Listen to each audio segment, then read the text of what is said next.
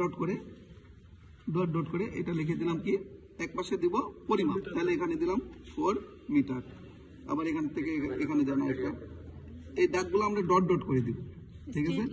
হ্যাঁ, এটা দেন হচ্ছে 7 মিটার।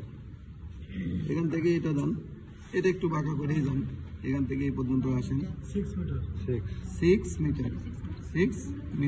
ঠিক আছে, এখান থেকে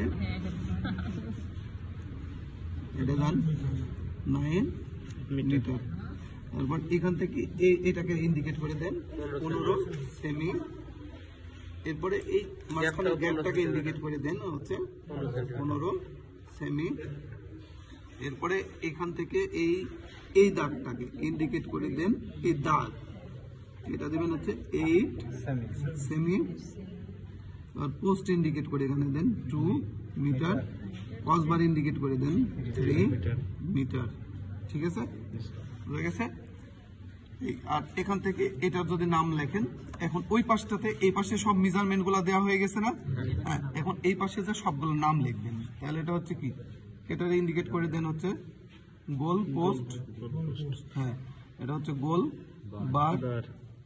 ঠিক আছে, এটা হচ্ছে লেখেন ইনার গোল লাইন।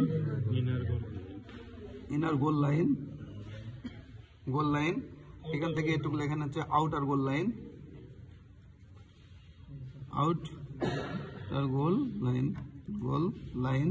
ঠিক আছে, তারপর পুরাটা এখান থেকে এই পর্যন্ত, এখন এটা এই পাশে দেখান, সমস্যা নাই, এখান থেকে এই পর্যন্ত। ঠিক আছে, এখান থেকে এই পর্যন্ত একটা ইন্ডিকেট করে এই লাইনটার নাম দেবেন হচ্ছে এন্ড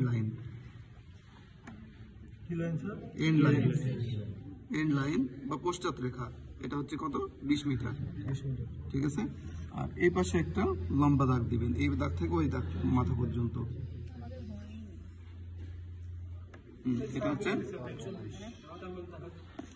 এটা হচ্ছে কি সাইড লাইন, এটাতে চিহ্ন দিয়ে দেন সাইড লাইন। এটা হচ্ছে 40 মিটার। ঠিক আছে, এখন এই পাশে একটা নাম লেখেন, এখান থেকে এটা হচ্ছে চেঞ্জিং জোন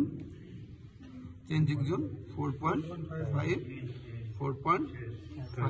ঠিক আছে, এখন এই লাইনের নাম এখান থেকে এই লাইন ইন্ডিকেট, এটা দুই ভাবে করা যায়। আপনি যদি মনে করেন যে এখান থেকে বাইরে ইন্ডিকেট করবো, কোনো সমস্যা নাই, তাহলে এখান থেকে বাইরে ইন্ডিকেট করে লিখবেন 6 মিটার লাইন। তারপর এটার থেকে এখান থেকে এটা ইন্ডিকেট করে লেখেন হচ্ছে ফ্রি থ্রো লাইন বা 9 মিটার লাইন।